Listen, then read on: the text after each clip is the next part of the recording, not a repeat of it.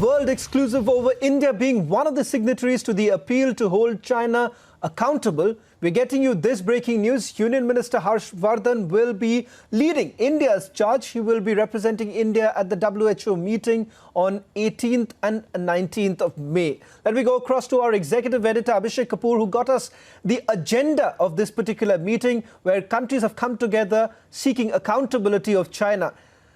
Abhishek, just to understand this, as far as India is concerned, India is one of the signatories of that particular resolution that you had basically accessed, which clearly talks about how almost every country now seeks accountability of China.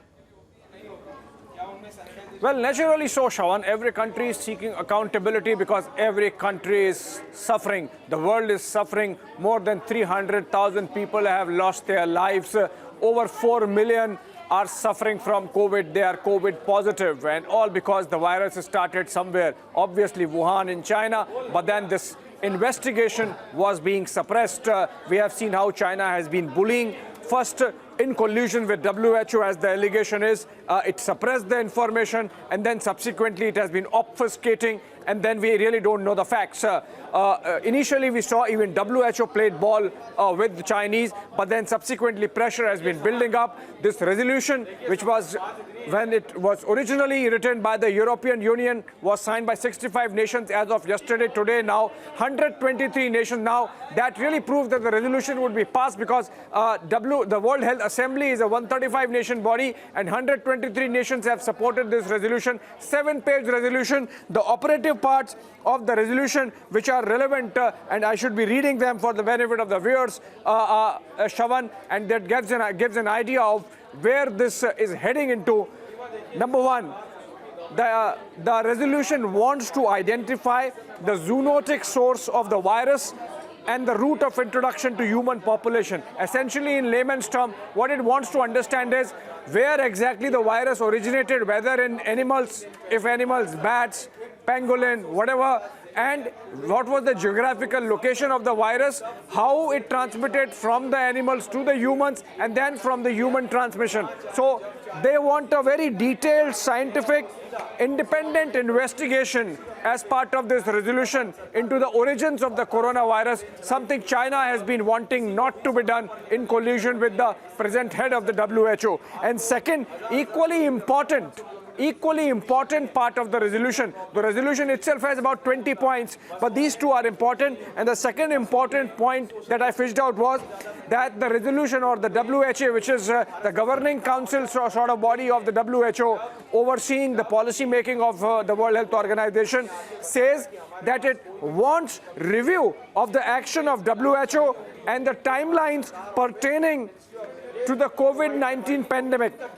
Again, in layman's terms, what it means is they want to know what was WHO doing when the pandemic was starting, when it was originating, when it was spreading within China, what was the reaction of WHO, what were the protocols followed, was there an attempt to obfuscate on the part of WHO also under Dr. Tedros. So these are very serious points of the resolution, which clearly indicate that the world is very clear that obfuscation by China and bullying is not going to hold water, and that it needs to be investigated. We have seen how Australia has taken lead. We have seen how America is continuously taking on China in terms of having been the spreader-in-chief of COVID, and now the world is coming together. You know, Middle East, Saudi Arabia, the entire Africa, European Union, India, Southeast Asia, Australia, Japan, everyone is there in this, and everyone wants to know how it began, where it began,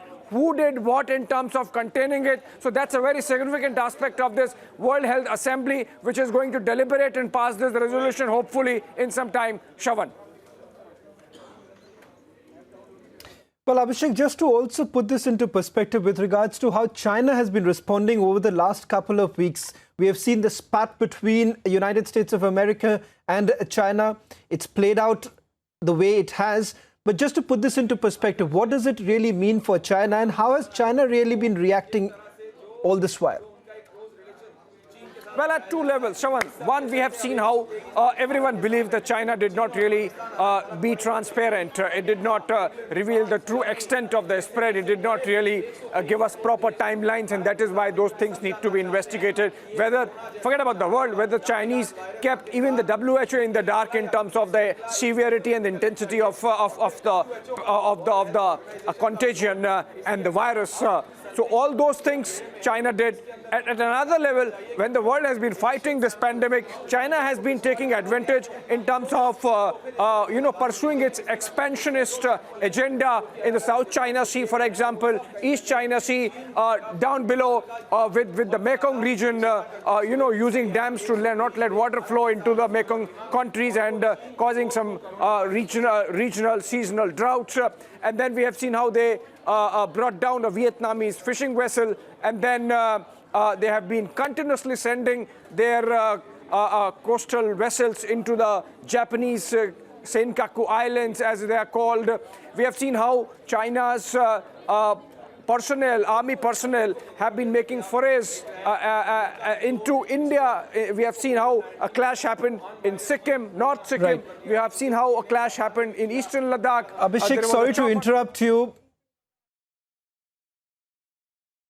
Abhishek, sorry to interrupt you. I'll come back to you. But joining us also on the phone line is Sushant Sareen. Mr. Sareen, Republic TV did actually access the agenda for this particular meeting, which clearly sets out that how China appears to be cornered at this point in time, because almost every country, roughly about 123 countries, are coming together seeking accountability of China. Well, that's in the fitness of things, because after all, here is a pandemic about which it is felt that the Chinese kept quiet. They delayed the information interminably until this virus had spread all over the world. And look at the kind of havoc this has caused, both to the lives as well as livelihoods of people around the world. Now, to say that if hundreds of thousands of people are dying, if millions, tens of millions of people are losing their livelihood, economies of countries around the world have been devastated, that nobody should be held accountable because Emperor Xi Jinping desires that this should not happen, or the so-called Middle Kingdom wants that this should not happen. I'm afraid the rest of the world is not buying into that. The Chinese have tried to push their way around. They've tried to browbeat people, intimidate countries. But I think the pushback has started. And countries are saying that, look, this kind of approach by the Chinese, where they try and, bludgeon everybody into silence, what they do to their own people and their own citizens, cannot be acceptable to the rest of the world. So nobody is holding that, or nobody is pronouncing the guilty verdict on China. Everybody is demanding a deeper inquiry of what happened, what went wrong, whether the WHO was remiss in taking cognizance of what was happening under Chinese influence. These are all matters to hold people who were responsible for this devastation to hold them to account. So I'm glad that the rest of the world is coming together to push back against what the Chinese have been doing and getting away with.